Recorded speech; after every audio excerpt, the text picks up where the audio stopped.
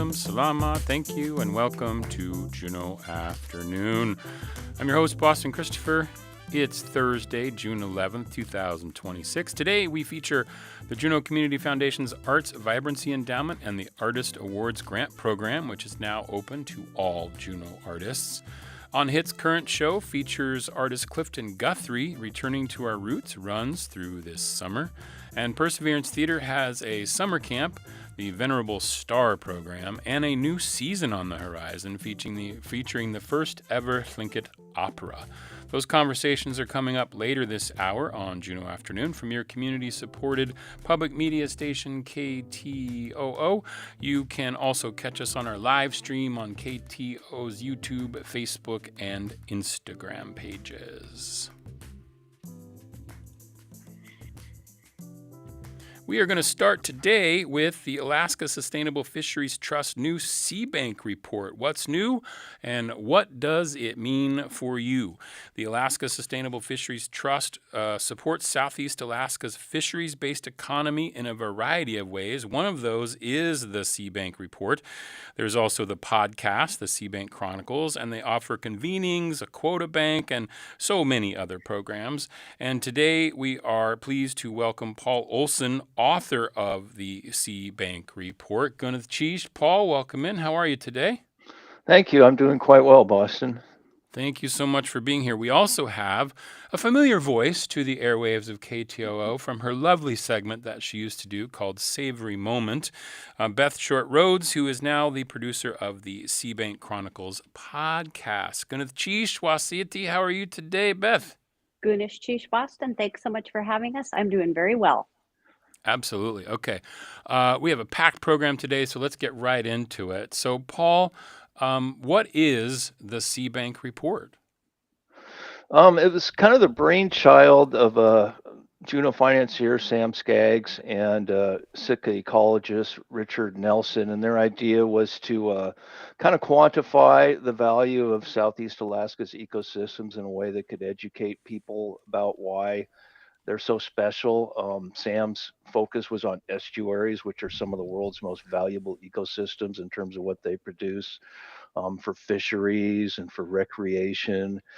And they needed a writer, and that turned out to be me. I've done a lot of research and writing on Southeast Alaska issues over the years. I'm a commercial fisherman. I practiced before the North Pacific Fishery Management Council, so they tasked me with working on what are called ecosystem services, and there were a group of economists during the 1990s that are still working today to look at all the world's different habitats and biomes and kind of figure out what they're worth, like old growth forests, for example, what they provide to people in terms of food, recreation, cultural experiences. And so with SeaBank, we applied that to Southeast Alaska. We took some of the ecosystem service values and applied them to our acreage, which shows that this is a tremendously economically valuable area. And we try and update it every year and a half because things change pretty fast, whether it's a cruise ship boom or whether it's the roadless rule being reversed and reinstated and reversed and reinstated. Climate events, we update. We really track our fishery economy performance from year to year and kind of try and explain that in a way that links it to various changes in the climate or economic factors. So it covers everything. We, with a focus on fisheries, visitor economy, and then things, external forces that affect those, like logging on the Tongass or trawling in the Gulf of Alaska, or the British Columbia mines. We keep people updated, so we cover a lot in it. It's a big report, very useful for all kinds of folks, right? Policymakers as well as fisher people and businesses and all that kind of stuff. You mentioned the roadless rule, which is. Can you explain what the roadless rule is and that apparently it is changing? Yeah, it's a law that, it's a regulation, a Department of Agriculture regulation. The Department of Agriculture includes the Forest Service that was developed in the late 1990s and promulgated in 2001, and it prohibits logging and timber road construction in what are known as inventoried roadless areas, or areas that have not previously been roaded or logged. And they did this for a number of reasons. To protect a lot of values, protect hunting opportunities, protect fish and fishing opportunities, and also because it was a fiscally conservative regulation. At the time, the government had a multi-billion-dollar backlog in deferred maintenance on roads that it already had. And so the rationale was that if we can't afford to replace culverts and control sediment sources in the roads that we already have, why should we build new ones in intact areas? And they they had a Tongass exemption to it that they considered when they were initially developed it. They were going to exclude Southeast Alaska because of the existing timber industry at the time was more embedded in the area than it was in other national forests, and they eventually decided not to exempt the Tongass. And we've been 2 years later, they did exempt the Tongass, and folks went to court, and it's basically been in court almost ever since, but it has been in place. So it has protected our fishery watersheds and our wildlife from industrial scale logging and road construction since 2001. Now, this new report that you have, the SeaBank Report for 2026, it's going to be, you're finishing it up. It's going to be posted. There is a preview on the website, thealaskatrust.org. You can go to the SeaBank tab. There's a whole bunch of stuff there. The SeaBank report, the SeaBank podcast, which we're going to talk to Beth about here in a second. And then there's a preview of that, one of the chapters, I think chapter 6, something like that, I think is up there. So I'm just curious, Paul, too, like in the report, are you going over like the pros and the cons of, let's say, something like the roadless rule? Like what is it going to do positively and what is it going to do potentially negatively? I know we don't have time to get into a long report about it, but is that what this sort of report does? It kind of looks at both sides and says, hey, this is what's going to be impacted here. Yeah, well, this case, it mostly looks at it as a concern, to be honest. I don't see a lot of good about repealing the roadless rule for economic reasons as well as ecological. Our fisheries depend on these roadless wild watersheds. They are, most of the Tongass National Forest. Our wildlife depend on remaining old growth forests, and our economies do. The two largest private sector economies in Southeast Alaska, which are discussed elsewhere in the report in considerable detail, are the visitor economy and the fisheries economy. And salmon really drive the fisheries economy. They produce 50 to 70% of our economic value and or volume every year. So without successful salmon fisheries and allowing salmon to be resilient to changes in climate, it really wrecks the whole thing. And while many people in communities are seeing a lot of large cruise ship tourism, there's also a large number of Southeast Alaska based businesses that use remote areas of the Tongass for recreation. And the way the Tongass is currently zoned, they pretty much use exclusively roadless areas like the smaller cruise ships that take people out for adventure tourism, smaller vessels, we call them six packs, but 6 passenger and 12 passenger vessels that take people out to experience wildlife as well as local recreationists. The tribes have been very strong in support of the roadless rule because they need these areas for hunting, gathering, and fishing. So it's really not good. If they do rescind it, which we suspect they might, it's going to cost a lot of money because it's not well known, but the Forest Service actually loses a lot of money on its timber sale program because the trees aren't really worth that much on the international market, most of them.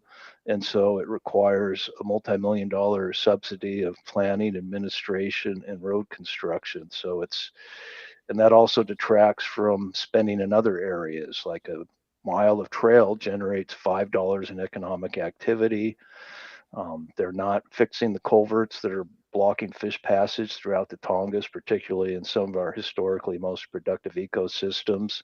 And they're not going to fix them if they have to keep spending more money on timber sales. So it's not a good scenario for the region. It may benefit a couple of companies, really, that export a lot of the timber as raw logs to foreign countries anyway, rather than mill them here.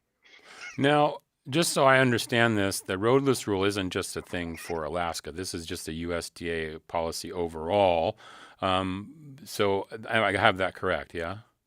Yeah, this is a Okay. nationwide. This is the first Okay. time they're doing it nationwide as a I see. rescission. It's Okay. always been just the Tongass, but now they're doing it across all the national forests. I see. And then the other thing that I know, we'd been talking to the USDA, it was last year. We were talking a lot about the Tongass Forest Revision Plan that they're currently going through.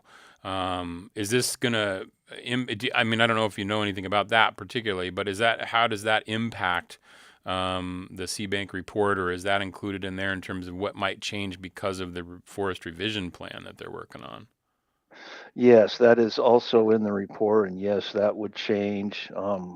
In 2021, fishermen, conservationist tribes asked the department to stop doing old growth timber sales on the Tongass, except for small ones that support local operators, and they did.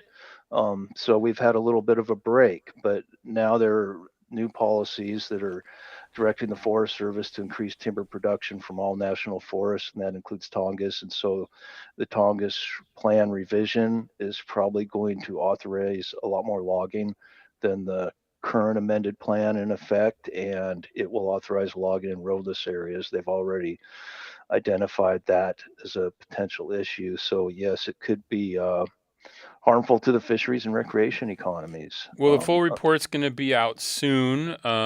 You can follow it at the alaskatrust.org on the SeaBank tab. And another thing on that tab, I want to talk to Beth Short Roads here a little bit about the SeaBank Chronicles podcast. Beth, can you tell me a little bit about how the podcast came about and what people can expect from the podcast? It's not just a reading of the report. I know that. Yes, very much. The podcast came about because we were looking for a way to actually take people into the ecosystem and kind of experience it on a more sensory level and a more personal level. So I take listeners on various treks through the ecosystem, and I'm the radio operator, kind of directing the listener to maybe we're looking at glaciers, maybe we're going to the sea bottom to see what lives down there. And so the listener is kind of the adventurer in the story, moving through the ecosystem, learning some of the science, hearing sounds. There's music, so it's an immersive experience that the listener can kind of step into in order to experience the SeaBank. And you have you have 2 seasons of this now, right? Are you in the Yes. second season, or is the second season complete? The second season was done last fall, so I'll be Okay. working on a third season that will be available this October. So Okay, yeah, great. season 1 and 2 are up on Apple Podcasts as well as the SeaBank website. The SeaBank website. Yeah, you can go there to the alaskatrust.org, hit that SeaBank tab, and you can see the SeaBank Chronicles. We played a couple episodes, I think last spring on the show, and it's fantastic. It's like you have such a wonderful, it is very visceral and sort of really gets you in. You can just like lay back on your couch, turn on that podcast. It's only 7 minutes. Yes. So it's a very quick listen to. You can get through an episode a day pretty easily, and you kind of take people through. Yeah, there's a wonderful soundscape in there, and you learn a lot, which is pretty great. So when is this report? I know, Paul, you mentioned that you're finishing it up. When do you anticipate it being published for everyone to take a full look at the report? Probably in early July. We also work with a graphics designer, and I have an editor who's got to go through my final chapter. So, and then we find when you merge Word documents into graphic design, it creates all sorts of funny things. So Beth and I have to read it, over twice in detail, and we always find something new before it's final. But sometime around early July, I suspect we'll have it ready for everybody. I love that. But you can go look at the preview now. You can read a little bit about from the new report. You can also look back and look at. It'd be really interesting to see. Look back at 2024's report and then compare it to what's going to be coming out, and you can kind of get a sense of what the SeaBank report is all about. Very good to be educated and know what's going on at the ecosystem here in Southeast Alaska. Paul, Beth, I really appreciate you both being on the show today. Gwyneth Cheese for being here, and I look forward to reading the full report in July. Thank Sounds you much great. for having us. And go hit the SeaBank Chronicles podcast on wherever you listen to your podcast, right, Beth? Wherever you listen. That's right. It's everywhere. You can check it out. Gwyneth Cheese, really appreciate you being here. Take care. Bye-bye. This is Juneau Afternoon on KTOO. I'm Dr. Anthony Lazarowitz, and this is Climate Connections. In 1994, Minnesota banned new nuclear power plant construction in the state. Now, lawmakers are considering whether to end that ban. Minnesota aims to fully transition to zero-carbon electricity by 2040. To meet that goal, it's investing in solar, wind, and batteries. But it's not always sunny or windy out, and batteries cannot yet fill the gaps for very long. So as the state retires coal plants and prepares to phase out gas plants, we're left with challenges in replacing the type of generation that can turn on and stay on for a very long time.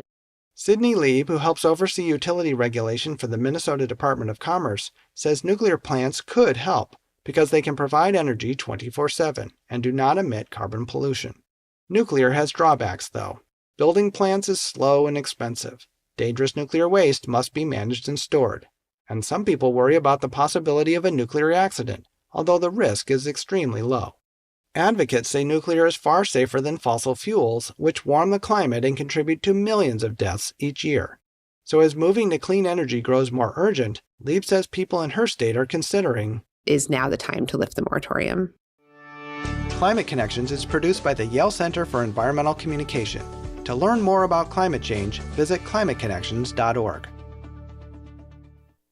Support for Juneau Afternoon comes from Heritage Coffee Roasting Company, providing Juneau with locally roasted coffee for over 40 years, with cafes and drive-through locations throughout Juneau.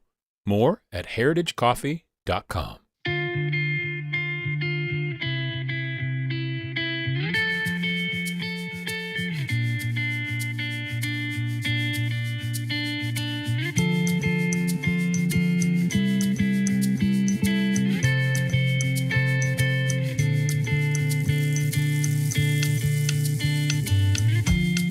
You're listening to community-supported Juneau Afternoon on KTOO at 104.3 Juneau, 91.7 Juneau Ock Bay, and online at ktoo.org. I'm your host, Boston Christopher. You can also join us on our live stream on KTOO's YouTube, Facebook, and Instagram pages. The Juneau Community Foundation's Arts, Vibrancy Endowment and the Artist Awards Grant Program is open to all Juneau artists. The application is now open. It started on June 1st. You have until August 15th, and the award is up to $5,000. Many of the projects you have seen, heard, or witnessed in Juneau have been beneficiaries of this fund. And I'm pleased to welcome to the studio now, I have Sandro Lane. Yes. Gunath, how are you today, Sandro? Good, thank you. I also have Eric Kiebner from the board as well. Yep, hi. Excellent. Welcome back. You were here a few weeks ago talking about a whole different fund. Different fund. Douglas Dornan. But this is totally different. Vibrancy. Yep. And then we have Michael Busey. Welcome to the studio, Michael. Welcome back. Thank you. Gunath for being here for all of you. So I want to start with you, Michael, because you've been a recipient of this fund. Yeah. It was 2 years ago that I received the fund and applied for it as part of as an organizer, actually, of an artistic organizer. I guess you call me consigliere, I think is the word.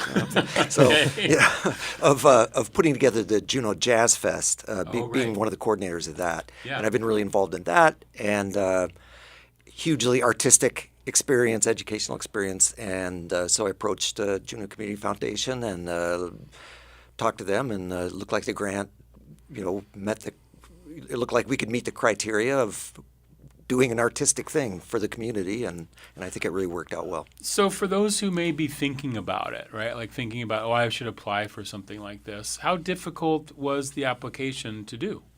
It wasn't. It's like I say, it's 2 years ago, and I'm trying to go back. I didn't find it arduous at all, and they're very helpful in the office. It's pretty straightforward. So if you're interested in it, you can, and I know that people can do it for individual art. I know musicians have gotten it to help make albums. I know people have gotten it to make theater projects happen. Like the Juneau Jazz Fest, which is like as an organizer, it doesn't have to be like, oh, I'm working on my individual project. I can be working with a group, right? I'm going to ask the Sandro this question. Yeah, I mean, initially, as we've started off this endowment, the amount of funding that we can give out in increments of 5,000 is somewhat limited.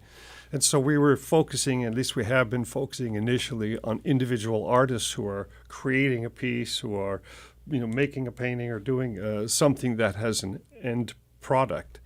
But as we grow, it's the intent of this fund and the Arts Endowment and the Arts Vibrancy Endowment to also fund organizations and projects just like Michael Busey's here, which really brings some great joy and diversity in the arts to the Juneau community. That was right in the strike zone, I believe, for a group effort. It's quite lovely. Yeah, Eric. Boston, you asked about how hard the application was. We've tried hard to make it a one-page application, so there aren't a whole series of things you have to explain. We want to know what you're going to do. We want to know what your budget is. We want to have some idea of what you've done before. We often get submissions of previous works. Now, for Mike's application, that wouldn't have applied, but so he had an out there. He didn't have to provide a portfolio. But that's also something that people can add if they want. But it's really just a question of what would you like to do and how will that encourage and enhance the artistic vibrancy of Juneau. So that's an interesting segue. Thank you, Eric. Perfect segue. In terms of Vibrancy Fund, this endowment, is there a difference between the endowment and these Artist Awards grant program, or is the endowment the thing that's funding the grant program?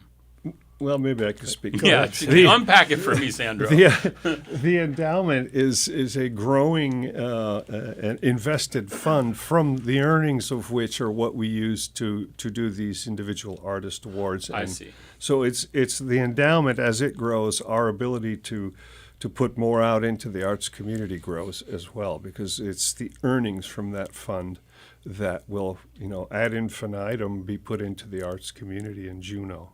So the endowment is there, and so the endowment's invested, and that's growing. But then, if people wanted to, I know, Eric, that people can always donate to different funds at the Juneau Community Foundation. Right. Like if I wanted to, in my will, put some money into the endowment fund, I could do that, right? Yes, and to add some complications, there's also something known as the Arts and Culture Fund, which is a fund of the Community Foundation that supports artistic projects. It makes its grants out to other nonprofit organizations, so it's not an award program.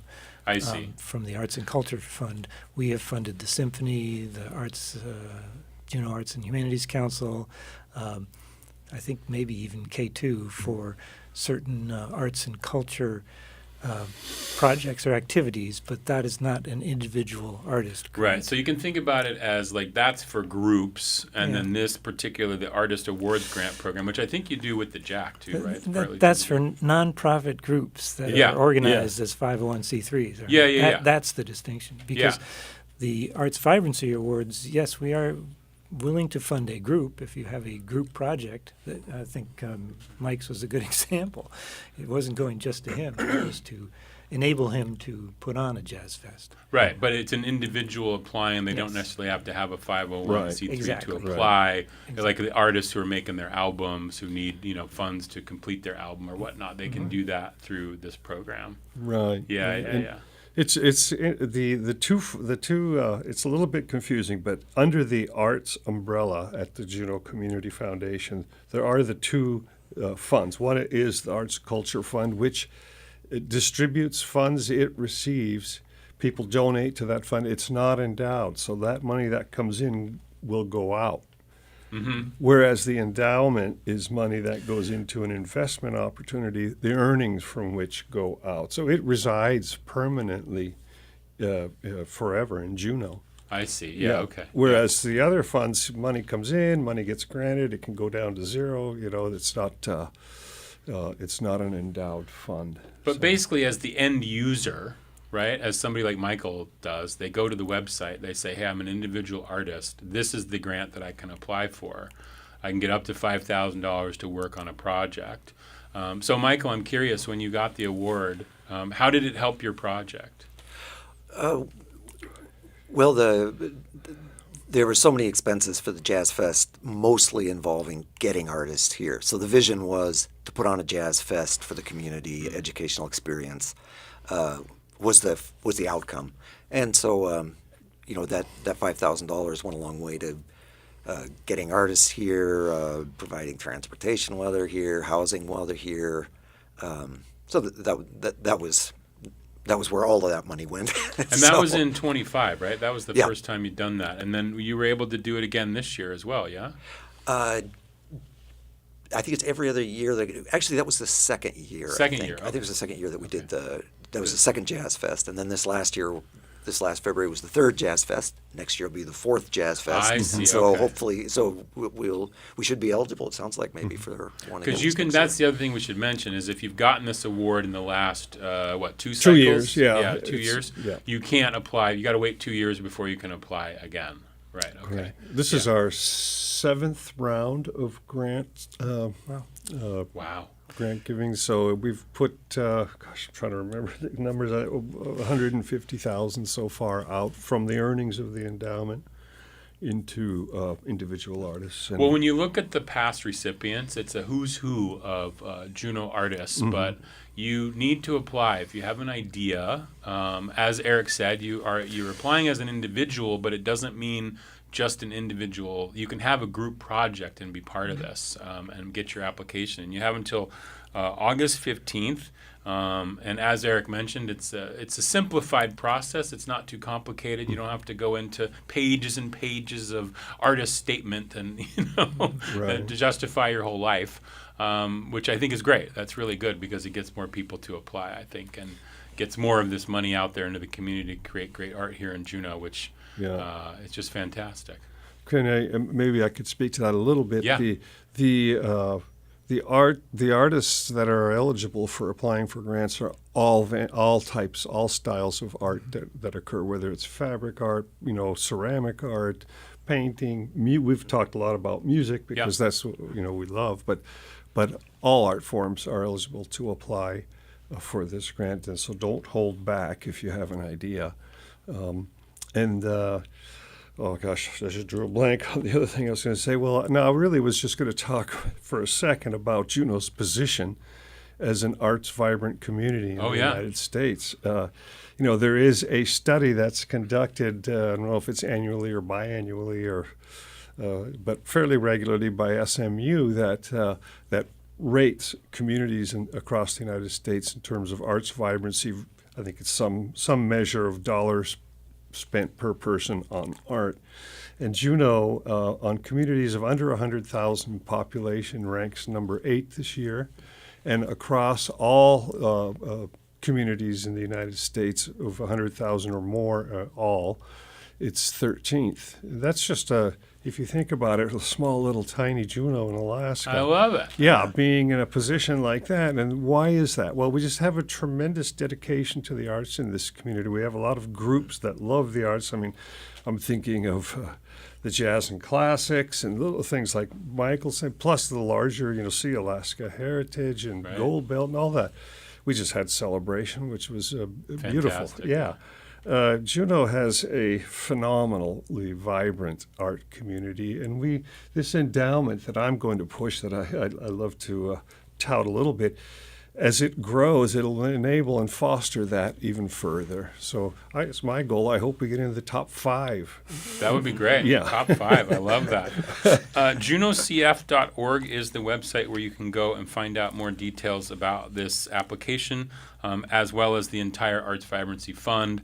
And get yourself in an application. Why not? You have until August 15th with all, as Sandro said, any kind of art, any kind of project you've got in mind. Dream big. Dream big and apply. I think that's the message here. Mm-hmm. So I appreciate you all being here today. Gunnar Cheech for coming on and telling us all about it. Congratulations on the Jazz Fest. It continues, going to be 4th year next year. Yeah. That's awesome. Thank you again, KTO, for your unending support also of the arts. Yeah. Absolutely. Happy to do it. Love to have you all here. Eric, Michael, Sandro, thank you so much. Gunnar Cheech. Thank You're you. welcome. This is Juneau Afternoon on KTOO. Up next, artist Clifton Guthrie, but this is going to be first the Tlingit word of the week. You're listening to KTOO's Tlingit Word of the Week. This week's word comes from Kehinach John Martin, and the word this week is Shaw. Shaw. That means mountain. And here is a sentence. Hunnach atsitia singitia uchja new city yesha. It's really something. For the Tlingit, the mountains are a wind fortress. Let's hear it again. Shaw. Mountain. Gunas Chish to Juneau Lance Twitchell, Goldbelt Heritage Foundation, and the University of Alaska Southeast for this audio. Kehinuk John Martin was Takdain Tan and a child of a Kagwantan man. He is from the Hunakawu, the people of Huna, and was a contributing elder and speaker at many language immersion gatherings in Glacier Bay, Yakutat, and Juneau. He attended boarding school in Shkakwe and attended Gonzaga University. And tune in next week for another Tlingit Word of the Week from KTOO. Hanson Gress, Ka eat with the shuyi, we kashuk ayitin. Jin kat ka ke jin tak anakaya ha anikak, gunnish cheesh.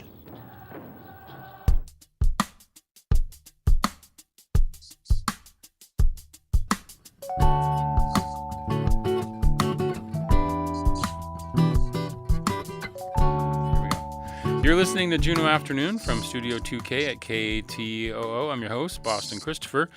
Today, we're going to feature, well, last week we featured Rochelle Smallwood interviewing Jennifer Younger about the new exhibit down at Aan Hít, Intertwined, Returning to Our Roots.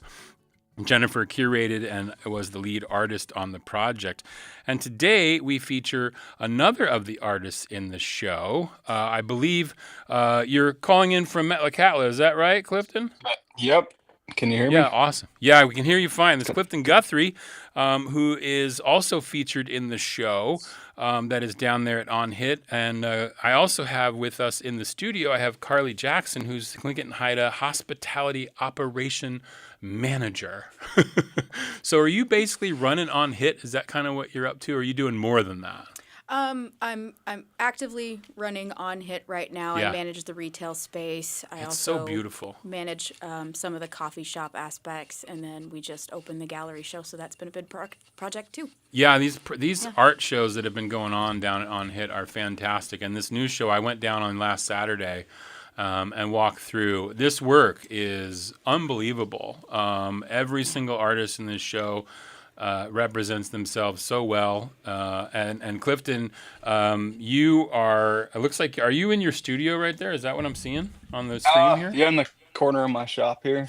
Nice. Okay. Yeah. Now you, I was reading your bio and stuff, Clifton. I thought it was really cool because you were living outside for a while, but then you decided to come home. Can you tell me a little bit about what led to that decision? Yeah, I just, like any village kid, I just wanted to get out and go and experience life. So, shortly got into, I was about 20 when I got into the Carpenters Union, and I just built skyscrapers for over 10 years and grateful for that. But through that process, I was able to kind of work with, I was invited to work with David Boxley down there. So even if it was an hour or part, we worked so many hours building that I just kind of would take what I could get from him, and then worked on some big projects with that he had through Sea Alaska. And I just, every day I feel like sitting in traffic, I would be like, call my wife and I'd say, when are we going to move home? I mean, we've we were high school sweethearts, and so we both felt the same way. Like every time we visited, we wanted to get the heck out of that rat race and raise our kids how we did. That's so cool. Yeah, it was a matter of time. You're making me think of the Amish and it was like you were on your own sort of Rumspringer or whatever they call that, where you go out for a while and then you realize, okay, time to come home, right? Time to come home, return. I did the same thing. There's something right about being at home, and but it is good to go out and get that experience. And obviously, the experience you got I mean, there's not many better mentors than Mr. Boxley, to sort of get your feet wet, right? Right. Yeah, Yeah. that's so No, it cool. was. Yeah. Yeah. So when you were, so what is it that you focus on mostly now in terms of the art? I know you do a lot of mask work, you do a lot of carving. Is that the main sort of focus that you're working on right now? Just whatever comes. I just so I was given a name back in 2014. And it's Holtkuk, so that means full canoe. And it just kind of describes who I am, man. Just whatever. It depends on we kind of live by the weather. You know how it is. Yeah. In these parts. So I'll be trolling one day, I'll be carving the next day, and I try to do pieces for home. If somebody passes, it's usually a quick. I don't ever post about it, but I will be quick to like make a bentwood box, and traditionally, however the family deals with it, then I do stuff like that, or orders through just commission pieces, and just really like. I just want to tell untold stories. So that's really of our own people. So right now I'm on this big kick to. Right behind me is a picture. Actually, that picture of my great uncle carving that pole was we called the lost pole for a long time, and after visiting a couple of his totem poles in Switzerland. A couple of years ago, I accidentally, it's a story of its own, and there's actually going to be a documentary about it. But um, I accidentally stumbled across this pole in DC, and so now I'm working with the Department of Interior, and we're actually working on getting a piece back. It just got approved to be repatriated of his chief's headdress, his Amhalite. So that'll be this summer also. So just lots Keep him going on, busy. and Keep him busy. Very busy fella. Yeah. So when you, so this show, Intertwined, Returning to Our Roots, that Jennifer Younger sort of curated and put together. Did she put the call out to you, Clifton, and be like, Clifton, I need you. I need your work in this show. So how did that work out? That would have felt cool. I mean, especially coming from her. I actually got a couple of pieces of Jennifer's for my wife in the past, and I've always been a big fan of her work. And Oh, me too. I think I got the call from Jarek Hope Lang, and shout out to Sure. him for I think he was working with Jennifer, and just kind of asked me to if I wanted to share a space, and I said absolutely. Yeah, absolutely. It's such a great space down there on Aan Hít, which is down there on Franklin Street, 219 South Franklin Street, I believe is the address. Yep. It's been open for about a year now. It'll be a year on June 19th. That's our 1-year anniversary out there. June 19th coming up soon, Juneteenth. And yeah, I remember the opening last year. It was so fantastic. There was a soft opening, I remember, and the space was like Rico and Crystal put in some work in there, right? And they had some big shows, and so it's just this wonderful retail space downstairs. There's the coffee shop too, Sacred Grounds, and then upstairs you have this opportunity, Carly, to just open up the space to, artists like Clifton, like Jennifer Younger, Rochelle Smallwood. So tell me about, like, how long is this show going to run there? So we're going to run this through the end of the tourist season. And then we're in development for what's going to happen next. It's been this project has been a lot of fun. I jumped in kind of in the middle. Jarek was with us, and he connected the artists for us, and that was wonderful. And then he went off on his grand adventure to Gold Belt Heritage. And congrats to Jarek. Yeah, congrats to him. He's having a lot of fun over there. Yeah. He still keeps in touch and makes sure everything's okay. So Yeah. that's really nice of him. And but it's really, it's been a labor of love, this project. I've learned a lot in the 6 months I've been involved, and it's been really great getting to know Clifton and Jennifer, and I knew Rochelle previously from my personal life. She's actually my sister's niece.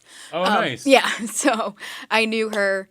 I knew her before, but it was really fun to work with all of them, and and it was exciting. Every time we opened a new box, it was like, Just oh my stuff gosh, it was coming just in. magical. Yeah, it was wonderful. I like you. I mean, and like Clifton, I'm a big fan of Jennifer's. Like her metal work, like is just unreal. Like, and when she was on the show last week, she has such a passion for it, and I think you can see it in the work, the passion there. And I want to make sure we shout out some of the other artists who are involved in this. Her mother, Jenny Wheeler, is part of the show as well. Yeah. That's sort of where this idea grew out of. Rochelle Smallwood, of course, there's some awesome photos down there that Rochelle has. And there's a couple other artists who have work in the show as well, right? Yeah, they're Jenny's students. Students, right. I don't have all their names committed to memory, so forgive me, guys. But yeah, they have. We have little baskets. We have big baskets. We have one really cool one from Noea, Austin Tagaban. It's a little tiny jar in a basket. It's very cool. It's my favorite. I have some, I'm going to shout out the names here because I found the page here. So yeah, Noea, Austin Tagaban, Karina Bell, Janie Jensen, Jana Tla, and then Joshua James, Kawu, I don't know how to say that one, I'm sorry. Josh James, and then Guinevere James as well. And so they all have work in this show. The show's going to be up for the whole summer, which I just think is fantastic that we're going to be having this be a shout out like that and have everybody be able to go see it. The work is also available to purchase. Yes. And there's such a collection. The photography, Clifton's work, Jennifer's work, the students' work.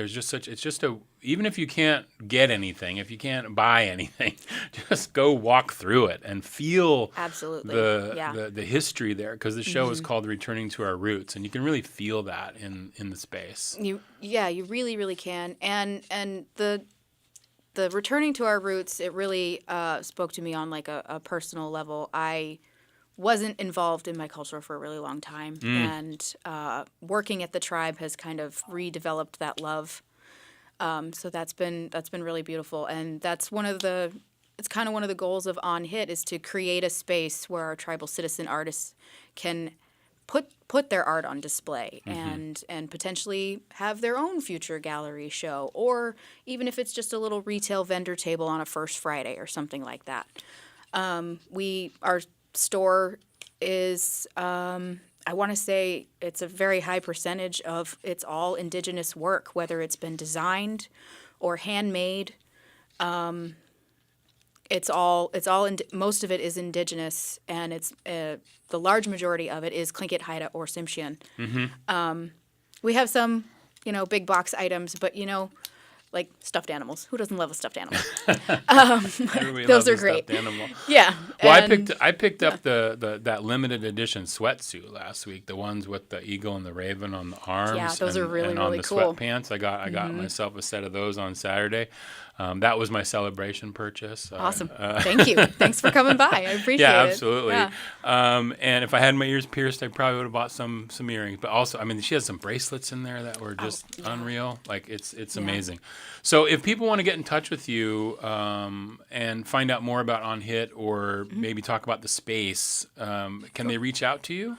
Yeah, absolutely. We have a store email. It's aanhit@tlingitandhaida.gov. Okay.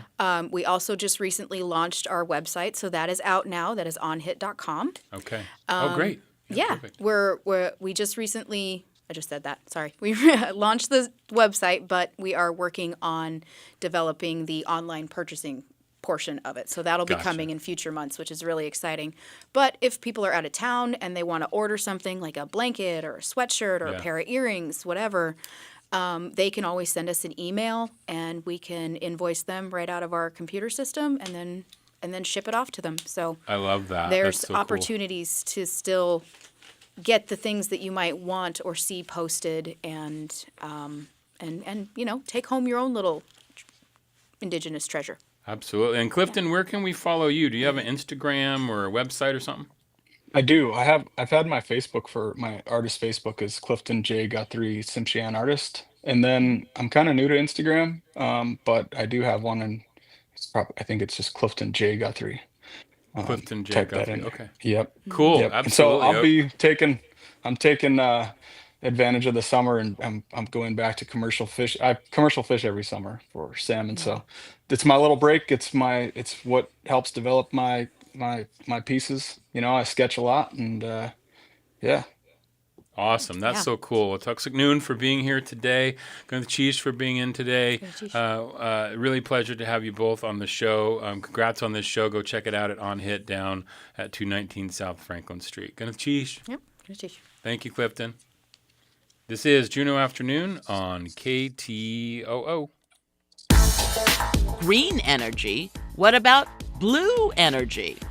This is Sandra Tsinglow with the Lowdown on Science.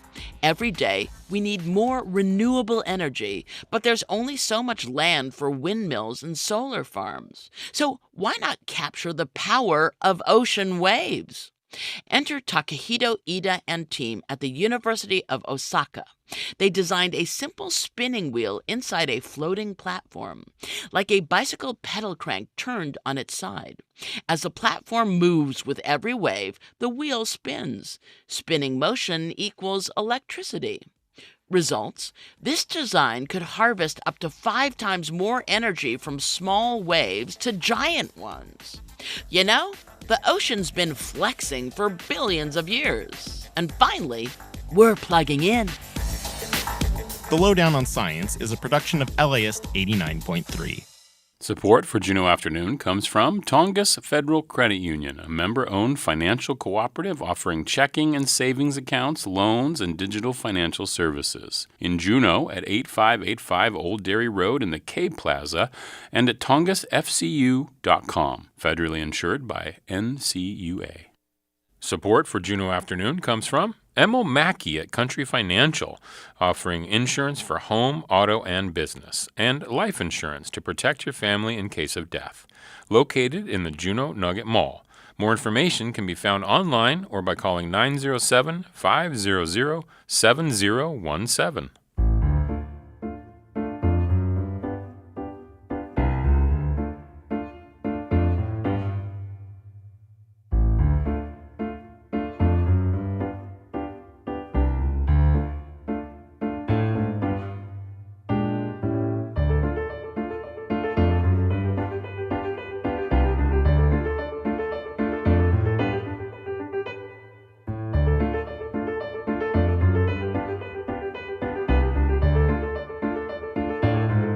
This is Juneau Afternoon from your listener-supported public media station, KTOO. I'm your host, Boston Christopher. Perseverance Theater's renowned Summer Theater Arts Rendezvous, or STAR program. I think it's 40 years old or something. Yeah. It kicks off this month for students 12 to 18 years old. Also, they have plans for next season, big plans. Joining me now is Kylie Ferguson, Education and Community Partnerships Manager. Gunath Chish Wasiti. How are you today, Kylie? Good, Chish. Thanks for having me. Of course. And perhaps Leslie Ishii, Artistic Director. She's at a conference or something in Chicago. She was going to call in. We're going to talk a little bit about some stuff. But if she's not here, we'll have her back another time. Oh, of course. So let's start with your area of expertise, which is the STAR program, you being the Education and Community Partnerships Manager. Yeah, no. Education is one of my favorite parts of my job at the theater. I'm really passionate about youth education, specifically in the arts, and how that can impact not just their artistic vision and their selves, but also how that can also play into things like their schoolwork, their confidence, their ability to communicate and to filter information through the world. You know, it's funny because I feel like, and I have said this before, because some people think about theater as this other thing, but there's such lateral skills that you learn from being in the theater and working in the theater, even if you don't anticipate your child growing up to be a theater artisan and making the high living that they make being a theater artist. We're joking. Oh, yes. But you become an appreciator of the arts, but you also learn how to work with a group, how to work on a project together, how to have something that you focus on inside of a large project, speaking skills, all kinds of things that you can learn from being in a theater arts camp. Oh, absolutely. And also empathy. of like, what does it mean to tell stories, other people's stories, your own stories, and like really, I would say one of our biggest goals with this camp is to build students' confidence in telling their own stories and giving them the tools. Because like, if they create an amazing piece of art during camp, I'm thrilled. But also if they use those skills to build things outside of camp and I see them working on like different projects throughout the school year, it's always very, very exciting. Okay, so what is on tap for the summer program? Because I know it's not just for actors. No. Tell us. Yeah, we've made a pretty intentional decision. So we'll do about 1 week intensives, with musical theater being 2 weeks. But trying to partner a very performance-centered intensive with a not-so-performance-centered intensive. So our very first week, we have an acting intensive, and then we also have a technical theater intensive. Okay. And so that includes everything from like lighting to costumes and stage management, because theater's a team sport. You got people who want to be on the stage, and you have people that are like, I do not in any way. I never want to be on the stage. If you put me on the stage, I will scream, but I want to be involved in theater. And so it was a big, I would say it was a conscious decision for us to be like, okay, how do we make sure there are opportunities for students to be like, I'm really interested in this, I'm really interested in that. Because the last thing I want is a student coming in and being like, oh gosh, now I have to go on the stage. And being like, no, let's find an area that like is Mom really signed me up and now I have exactly. to Like, okay, no, let's find an area that like you can really clue into. Like, is it plays, playwriting? Is it props? Like, how can we help you find a way into theater? Because it is for everybody. Absolutely. So when you register, you can register for multiple weeks at a time? Yeah. Or how does that work? Absolutely. So we, not loosey-goosey, but we allow each student to be like, what programming are you specifically interested in? So we have some students that are like, I'm doing the acting intensive the first week, I'm doing musical theater the second and third week, and then I'm going into a devised theater intensive the fourth week. There's a devised theater There intensive? is a devised theater. Can you tell us what devised theater is? Yeah, so devised theater is, it's all about creating an ensemble and a cohort to create pieces that are interesting to the students. So they are like the driving force of what are they interested in, what stories do they want to tell, and then how do we get from a little kernel of an idea to a full performance on that Friday. That kind of came from, this is only our second year doing it, and this came from our playwriting course in which students were like kind of writing their very first drafts, but they kind of wanted more time with these pieces. Sometimes we have students that are like, I want to be creating my own work, but the thought of typing on a computer makes me very sad.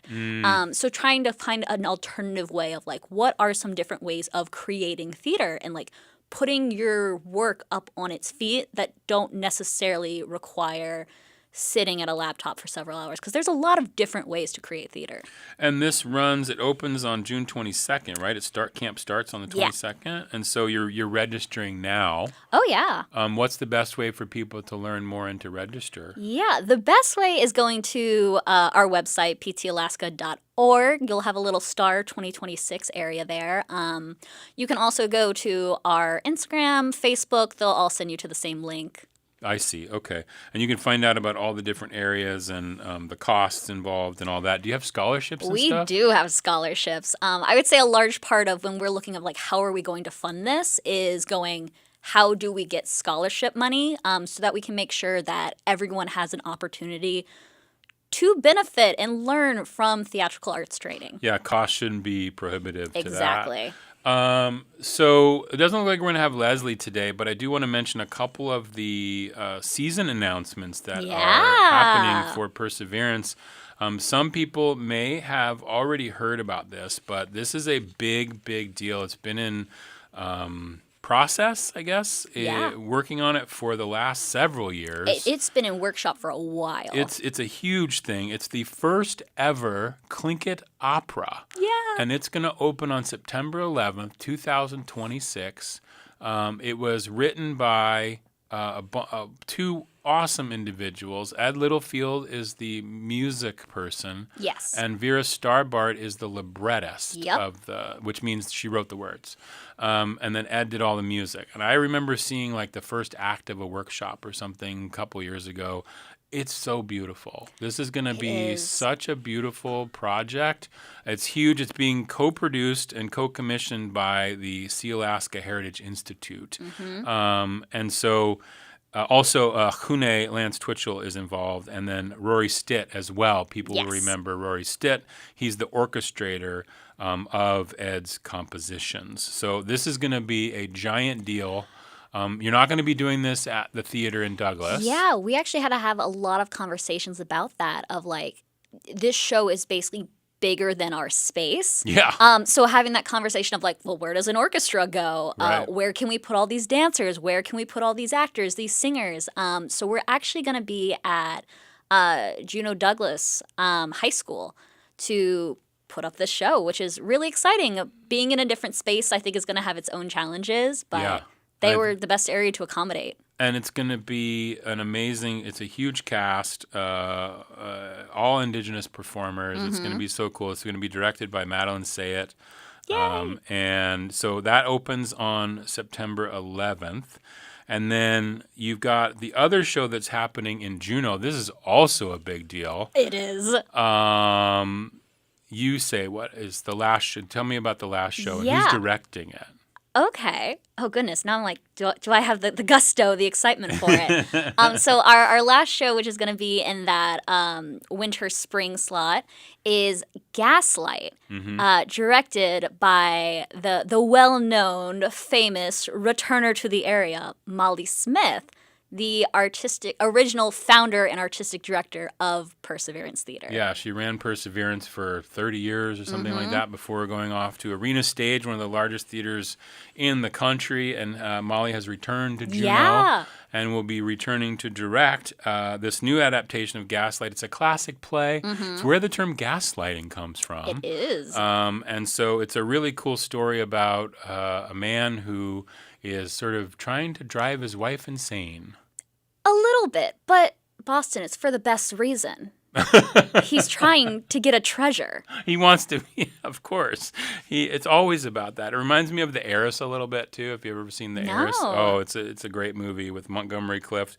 Anyway, that's going to be happening in, like you said, February 27th through March 14th, 2027. Molly Smith's return to Perseverance Theater. We could not be more excited. So get your season tickets available for that. You can go to ptalaska.org. And then you have another show that will not be playing in Juneau because, as we know, Perseverance is back and forth to Juneau and Anchorage. But Rio Alberto, who works with the theater, is going to be directing Wolf at the Door up there in Anchorage in November. So if you know folks up in Anchorage who maybe want to, I think you're taking auditions for that now, right? We are, yeah. Yeah, so auditions are happening now for that. So all things going on at Perseverance Theater. Summer Fine Arts Camp first up. Kylie Ferguson, Education and Community Partnerships Manager, with all kinds of awesome people involved in teaching that. You can find out more at ptalaska.org. Go to the Star 2026 tab. And then a new awesome season coming from Perseverance in 26-27. Kylie, thank you so much. Goodness cheese for being here today. I really appreciate it. Thanks for having me. Goodness cheese. Yeah, goodness cheese.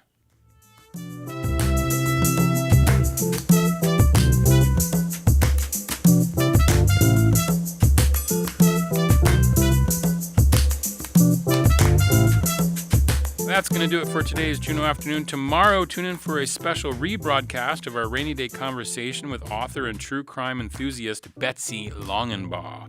Juneau Afternoon airs Wednesday through Friday right here on KTO Juneau 104.3 and KAUK Juneau Akbay 91.7. You can find the show online at kto.org/Juneau Afternoon. You can find live stream archives on our YouTube page. Our theme music is by Indian Agent. I'm Boston Christopher, producer and host of the program, with help today from Aaron Tripp. Gunath Cheesh, have a fantastic Thursday.